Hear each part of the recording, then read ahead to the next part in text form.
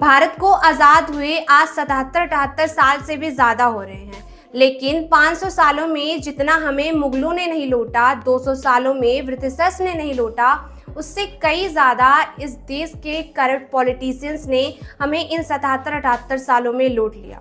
अगर सच में भारत देश के पॉलिटिशियंस को या फिर और लोगों को ऐसा लगता है कि गवर्नमेंट स्कूल कॉलेजेस की कंडीशन अच्छी है तो क्यों अपने बच्चों को बाहर भेज देते हैं। जरा आप भारत देश के एजुकेशन सिस्टम में अपने बच्चों को रखकर तो देखें कि भारत के एजुकेशन सिस्टम का हाल क्या है। शायद अगर ऐसा होने लगा तो हमारे देश के एजुकेशन सिस्टम, हमारे देश के स्कूल और कॉलेजेस की हालत सुधर जाएगी। भारत को आज़ाद हुए आज 77-78 साल से भी ज़्यादा हो रहे हैं, लेकिन 500 सालों में जितना हमें मुगलों ने नहीं लूटा, 200 सालों में ब्रिटिशर्स ने नहीं लूटा, उससे कई ज़्यादा इस देश के करप्ट पॉलिटिशियंस ने हमें इन 77-78 सालों में लूट लिया। भारत एक ऐसा देश जहां वैरायटी ऑफ डाइवर्सिटी रहती है, अलग कल्चर, अलग कास्ट, अलग रिलीजन और भी बहुत कुछ। आज भारत देश पूरे वर्ल्ड में सबसे यूथ पॉपुलेटेड कंट्री है, बट स्टिल शायद यूथ पॉपुलेटेड गवर्नमेंट नहीं है। आज भारत देश की गवर्नमेंट की अगर बात करी जाए तो भारत देश की गवर्नमेंट आज भी ऐसे पर्सन्स के हाथ में है जो कि मिड एज क्रॉस कर चुके हैं। जरा एक पल के लिए सोचिए कि ऐसी कंट्री जिसमें most of the population youth है, उस देश को रन करने के लिए गवर्नमेंट में बहुत कम परसेंट ही यूथ हैं। बहुत सारी रिसर्च और टॉप स्टडीज़ बताती हैं कि एक यूथ के माइंडसेट को अच्छी तरीके से समझ सकता है। एक यूथ टेक्नोलॉजी को अच्छे से समझ सकता है, मार्केटिंग को अच्छे से समझ सकता है, सेल्स और भी बहुत कुछ।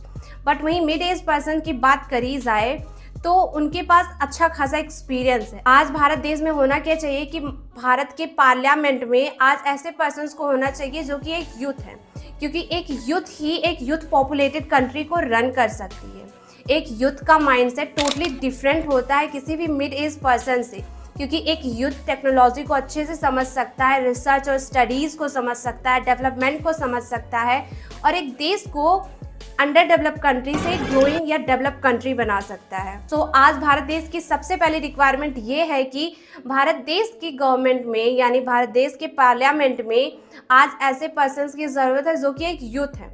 आज भारत देश की गवर्नमेंट को यूथ पॉपुलेटेड गवर्नमेंट बनने की ज़रूरत है, ताकि भारत देश एक ऐसी कंट्री बन सके जहां रिसर्च और डेवलपमेंट आगे हो सके। क्योंकि जितने भी कंट्री आज एक ग्रोइंग इकॉनमी है, उन्होंने अपने रिसर्च और डेवलपमेंट पे वर्क करा, अपनी टेक्नोलॉजी पे वर्क करा और शायद इसी चीज़ की ज़रूरत भारत में है। आज भारत में मोस्ट ऑफ द पॉलिटिशियंस जो हैं वो करप्टेड हैं। उन्हें सिर्फ फ़र्क तब पड़ता है जब वोटिंग का समय आता है। जब वोटिंग का समय आता है तो वो रेवड़ियों का लालच देके वोट ले लेते हैं और वादा करते हैं कि हम आपको फ्री इलेक्ट्रिसिटी, फ्री वाटर और नगद में पैसा, एम्प्लॉयमेंट प्रोवाइड करेंगे। लेकिन शायद जब रिजल्ट आता है वोट का तो वो सभी वादे भूल जाते हैं। भारत देश में एक चीज़ बड़ी कॉमन है, जब भारत देश में इलेक्शन नज़दीक आने लगता है तब जितने भी पॉलिटिशियंस वादे करके रखे हुए होते हैं उनका काम करना तेज़ हो जाता है। लेकिन जब इलेक्शन ख़त्म होते हैं तो शायद सारे के सारे पॉलिटिशियंस घर में बैठ जाते हैं, यानी उन्हें फ़र्क नहीं पड़ता कि उन्होंने अपने मैनिफेस्टो में क्या क्या वादे करे थे। और भारत देश की सिटीज़न चंद रेवड़ियों के लालच में अपनी पहली रिक्वायरमेंट को भूल जाती है।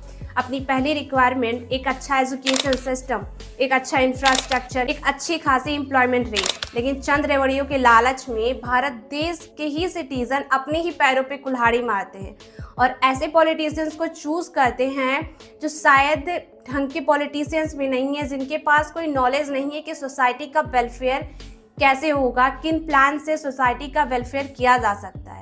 देखो, भारत देश तब तक एक ग्रोइंग इकॉनमी नहीं बन सकती जब तक इन करप्ट पॉलिटिशियंस के हाथ में अपनी इंडियन गवर्नमेंट है। ज़रूरत है ऐसी गवर्नमेंट बनाने की जो कि यूथ पॉपुलेटेड हो, जिनके पास नॉलेज हो, जिनका एक ढंग का एजुकेशनल बैकग्राउंड हो, एक्सपीरियंसेस हो ऐसे। क्योंकि इंडियन गवर्नमेंट का वेलफेयर सिर्फ इंडियन गवर्नमेंट के हाथ में नहीं बल्कि इस देश के हर एक सिटीज़न के हाथ में है जो इस देश में रहता है।